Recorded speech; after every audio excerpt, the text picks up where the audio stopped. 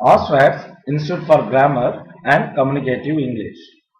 I am Vijay Ramalingan. இந்த video lesson முக்கியமா Tamil medium ஸ்டூடெண்ட்ஸ்க்காகவே உருவாக்கின ஒரு வீடியோ லெசன். தமிழ் தாய்மொழியா இருக்கிறவங்களும் தமிழ் மீடியத்துல படிச்சவங்களும் எவ்வளவு சுலபமா இங்கிலீஷ் பேசலாம் அப்படின்றத மையமாக கொண்டு இந்த வீடியோ லெசன் உருவாக்கப்பட்டது. Part 1 introduction. தமிழ் தாய்மொழியா இருக்கிறவங்களும் இல்ல தமிழ் மீடியம் ஸ்டூடெண்ட்டுக்கு முக்கியமான ஒரு விஷயம், தமிழ் ஹை ஸ்கில்டு லாங்குவேஜ் அப்படின்னு சொல்றோம். அதுவே இங்கிலீஷ லோ ஸ்கில்டு லாங்குவேஜ் அப்படின்னு சொல்றோம். ஹை ஸ்கில்டு லாங்குவேஜ் அப்படின்னா என்ன? ஹை ஸ்கில்டு லாங்குவேஜ் இப்ப உதாரணத்துக்கு பாருங்க, போய்கொண்டு இருக்கிறான் அப்படின்னு நம்ம ஒரு வார்த்தையை ரொம்ப சர்வசாதாரணமா பேச்சு வழக்குல நம்ம யூஸ் பண்றோம். போய்கொண்டு இருக்கிறான் அப்படின்ற ஒரு வார்த்தைக்குள்ள அது என்ன ஜெண்டர்? இட்ஸ் எ மஸ்குலின், இது ஒரு மேல் அப்படின்னு நமக்கு தெரியுது. அதை விட அது சிங்குலரா இல்ல பிளூரலா அப்படின்ற விஷயமும் அதுலயே இருக்கு. சோ இப்ப சாதாரணமா நம்ம சொல்ற போய்கொண்டு இருக்கிறான் அப்படின்ற ஒரு வார்த்தைக்குள்ள அது ஒரு மஸ்குலின் ஜெண்டர், அது ஒரு பாய் அப்படின்னு வச்சுக்கலாம், ஒரு பையன் போய்கொண்டு இருக்கிறான் அப்படின்னு சொல்றோம். சோ அது சிங்குலர், ஒரு பையன் தான் போயின்னு இருக்கான். அது மட்டும் இல்லாம அந்த verb, அந்த கோ, அந்த போ என்ற அந்த ஒரு வார்த்தை இப்ப கண்டினியூஸ் டென்ஸ்ல இருக்கு. சோ கோயிங் இது பிரசன்ட் பார்ட்டிசிபிள், ஒரு கண்டினியூஸ் டென்ஸ்ல இருக்கு. இதுவே நாம இங்கிலீஷ்ல சொல்லணும் அப்படின்னா we have to say like he is going அப்படின்னு 3 வார்த்தையா நாம சொல்ல வேண்டியிருக்கு. ஆனா இதுவே தமிழ்ல நாம போய்கொண்டிருக்கிறான் அப்படின்ற ஒரே வார்த்தையில நாம சொல்றோம். சோ இது மாதிரி ஒரே வார்த்தையில சொல்ல முடிகிற ஒரு லாங்குவேஜ நம்ம ஹை ஸ்கில்டு லாங்குவேஜ் அப்படின்னு சொல்றோம். சோ தமிழ தாய்மொழியாவோ இல்ல தமிழ் மீடியத்துல படிச்ச பிள்ளைங்களாலையும் கண்டிப்பா இங்கிலீஷ் ரொம்ப சுலபமா பேச முடியும். அது மட்டும் இல்ல, இப்ப பாருங்க, பாய், பாய்னா பையன், பாய்ஸ் அப்படின்னா பையன்கள். இதுவே பாய் ஒரு அப்போஸ்ட்ரோபி போட்டு ஒரு எஸ் போட்டா பையனுடைய, இப்ப பையன்களுடைய அப்படின்னு சொல்லணும்னா பாய்ஸ், அதுக்கப்புறம் ஒரு அப்போஸ்ட்ரோபி போடணும். இப்ப பாருங்க, பையனா, பையன் தானா, பையனுக்காக, பையனுக்கு, பையனை, இப்படி நம்ம தமிழ்ல ஒரு வார்த்தையில சொல்றோம். இங்கிலீஷ்ல இப்படி ஒரு வார்த்தை இல்லை. அப்ப இங்கிலீஷ்ல வார்த்தையே இல்லையா? இருக்கு, ஆனா ஒரு வார்த்தையா அது இருக்காது. சோ வித், பை, ஆஃப் இப்படிப்பட்ட வார்த்தைகளை வச்சு நம்ம கண்டிப்பா பையனா, பையன் தானா, பையனுக்காக, பையனுக்கு, பையனை அப்படின்னு நம்மளால கண்டிப்பா இங்கிலீஷ்ல சொல்ல முடியும். இப்ப பாருங்க, பையன்கள் விளையாடுகிறார்கள் அப்படின்னு நம்ம தமிழ்ல சொல்றோம். இதுவே இங்கிலீஷ்ல சொல்லணும்னா பாய்ஸ் ஆர் பிளேயிங் அப்படிதான் சொல்ல முடியும்.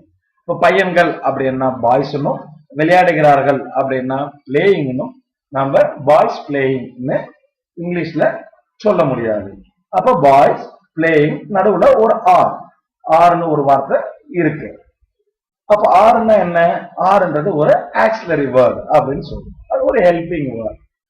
சோ இந்த ஆர் அப்படின்னு இருக்கிறத நம்ம கிராமர் அப்படின்னு கூட சொல்லலாம். சோ கிராமர் தெரிஞ்சாதான் இங்கிலீஷ் பேசணுமா, எல்லா கிராமரும் நமக்கு தெரியணுமா? அப்படி அவசியம் இல்லை. கிராமர் படிக்கிறதுக்கு முன்னாடியே நம்ம இங்கிலீஷ் கண்டிப்பா நம்மளால பேச முடியும். அப்ப கிராமரே இல்லாம இங்கிலீஷ் பேச முடியுமா? அதுக்கு சாத்தியமே இல்லை. கண்டிப்பா ஓரளவாவது நமக்கு கிராமர் தெரிஞ்சுதான் தீர வேண்டும். இப்ப நான் எக்ஸாம்பிளுக்கு சொல்றேன். இப்ப நேத்து வருவேன் அப்படின்னு சொன்னா அது சரியா தமிழ்ல இருக்கிறது இல்லை. ஒண்ணு வந்து இருந்தேன்னு சொல்லலாம், இல்ல வந்து விட்டேன் அப்படின்னு சொல்லலாம். சோ இப்படி கிராமருக்கு கண்டிப்பா ஒரு முக்கியத்துவம் இருக்கத்தான் செய்யுது. அதுக்கு நம்ம ஓரளவு கிராமர் படிச்சுதான் தெரியணும். இப்ப இந்த லெசன்ல நான் கிராமர் எப்படி உங்களுக்கு சொல்லிக் கொடுக்க போறேன் அப்படின்னா, அது உங்களுக்கு கிராமராவே தெரியாமையே உங்களுக்கு நான் கிராமர் சொல்லிக் கொடுக்க போறேன். சரிங்களா? சரி, இப்ப நம்ம அடுத்தது என்னன்னு பார்க்கலாம். இப்ப இன்டர்நேஷனலி ஒரு 1500 வார்த்தைகள் நமக்கு இங்கிலீஷ்ல தேவைப்படுது. எதுக்கு? சரளமாக இங்கிலீஷ் பேசுவதற்கு. சோ அதை இங்கிலீஷ்ல எப்படி சொல்றோம்? இங்கிலீஷ் ஃப்ளூயன்ட்லியா பேசுறதுக்கு ஒரு 1500 வார்த்தைகள் நமக்கு தேவைப்படும். அப்ப 1500 வார்த்தையும் நம்ம மனப்பாடம் பண்ணணுமா? அவசியம் இல்லை. 1000க்கு மேற்பட்ட வார்த்தைகள் நமக்கு முன்னமே தெரியும். எப்படி தெரியும்? யாருமே களைப்பா இருக்கேன் அப்படின்னு சொல்றது இல்லை. டயர்டா இருக்கேன் அப்படிதான் சொல்றோம். மெசேஜ் சென்ட் பண்ணு அப்படிதான் சொல்றோம். கொஸ்டின் பேப்பரை பாஸ் பண்ணு அப்படிதான் சொல்றோம். இப்ப பாருங்க, tyre, message sent, question paper pass, இது எல்லாமே இங்கிலீஷ் தான். இப்ப அது தமிழாவே மாறி போச்சு நமக்கு. இப்ப என்ன சொல்றோம்? பென்சில் ஷார்ப்பா இருக்குன்னு சொல்றோம். பிரின்சிபல் பிஸியா இருக்காருன்னு சொல்றோம். பார்க் மை பைக்னு சொல்றோம். இதுல தமிழே இல்ல. மேனேஜர் அவுட் ஆஃப் ஸ்டேஷன் சொல்றோம். ஸோ இதுல இருக்கிற manager, out of station, principal, busy, pencil, sharp, இது எல்லாமே இங்கிலீஷ் வார்த்தையா தான் இருக்கு. ஓ அப்படியா? அப்ப 1000 வார்த்தைக்கு மேல நமக்கு இங்கிலீஷ் தெரியுமா?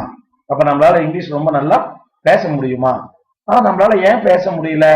ஆனா மற்றவங்க நம்ம கிட்ட இங்கிலீஷ் பேசினா, if someone talks to us, நம்மளுக்கு கண்டிப்பா புரியுது. ஆனா நம்மளால திரும்ப தான் பேச முடியல.